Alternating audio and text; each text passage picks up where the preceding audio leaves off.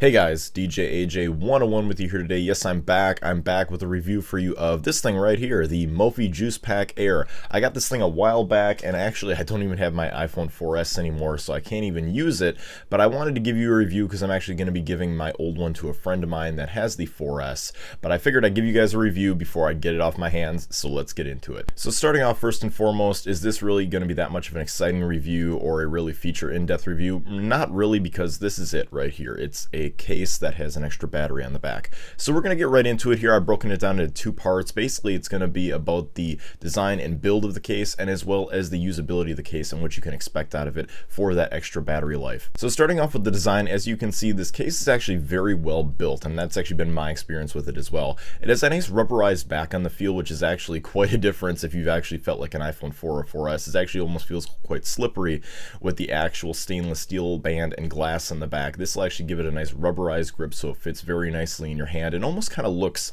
like the iPhone 4 or 4S, the black model, where it has the silver bands on the side and the black on the front and the back.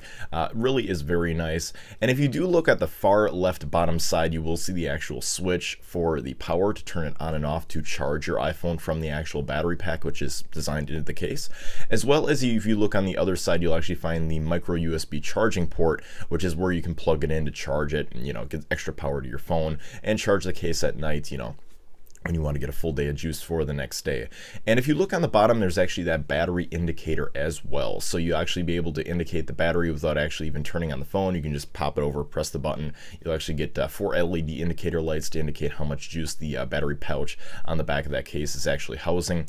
And there's actually a really nice design feature that I actually really didn't know about this case until I picked it up and started using it. Because the iPhone speakers pretty much shoot out from the side of the device or the bottom of the device if you're holding it like this, it's actually really nice because it's actually got that designed L shape. So when the sound is shooting down, because there's no holes in the bottom of the case for the sound to come out, it'll actually aim it toward basically toward the user, toward yourself. So when you see it in the front, it's actually going to aim the sound more towards you, which I actually really preferred, especially when you're watching videos or playing games. Definitely gives you a much richer sound experience, shooting right at you rather than out the side of the device. I actually found that quite neat. And other than that, all the cutouts for like the buttons and the mute silent switch, the sleep wake button, as well as the headphone jack are all cut out exclusively for the actual case itself. So it will fit your iPhone 4 or 4S perfectly. There will be no need to adjust anything like that.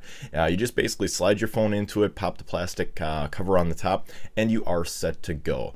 Now let's get into battery life on this case as well, because I'm sure that's what everybody's asking. How much battery life can I really get out of this Mophie Juice Pack Air? And it actually was quite impressive to me how much battery, because I'm a pretty heavy iPhone user. I could never make it really through a full day on a battery charge without plugging it into the computer or plugging it into the wall, or definitely just finding a charging port somewhere where I could charge my phone during the day without it actually dying on me. So this case really does deliver, because if you get your phone, I would say, down to maybe 20 to 10% battery life and you power this case on, and I'm going to break into two different scenarios because I've used it both ways, where I've been using it really heavily as I've turned on the case when it's gotten that low, like playing games, watching videos, using a lot of cellular data as well, sending text messages.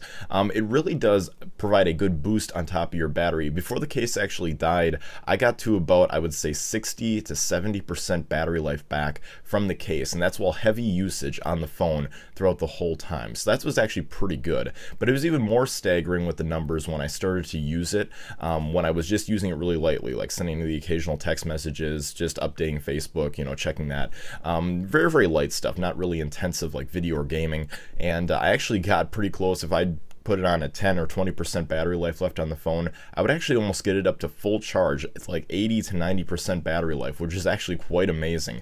So there really is a lot of charge to be held from this actual Mophie Juice Pack Air, and it actually does charge your phone up quite nicely. And that is actually one of the things that is recommended, that you wait till your phone gets down to about maybe 20 to 10% battery life before you power the case on. I've heard that from a lot of different users, just because if you do power the case on when you do have a full battery on your iPhone, it won't give you as good a battery life of your phone if you turn it on right away when you have full battery than when you have almost no battery left at all, because there is some room for charging, because this is particularly a charging case.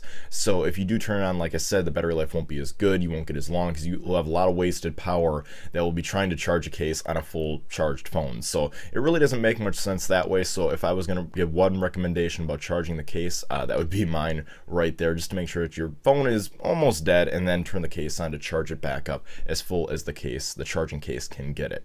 So now getting on to, are there any negatives? Is this case perfect? Is there absolutely no flaws whatsoever? No. Just like every product, it does have flaws. It is not absolutely perfect.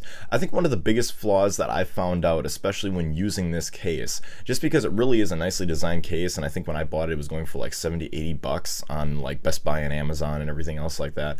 One of the biggest flaws I would think, especially in a case like this that's so well built, and this is one of the flaws that just kind of drove me nuts, was that the top part of the case is actually made out of plastic. It pops on the top, so it keeps your iPhone nice and secure in the battery case itself.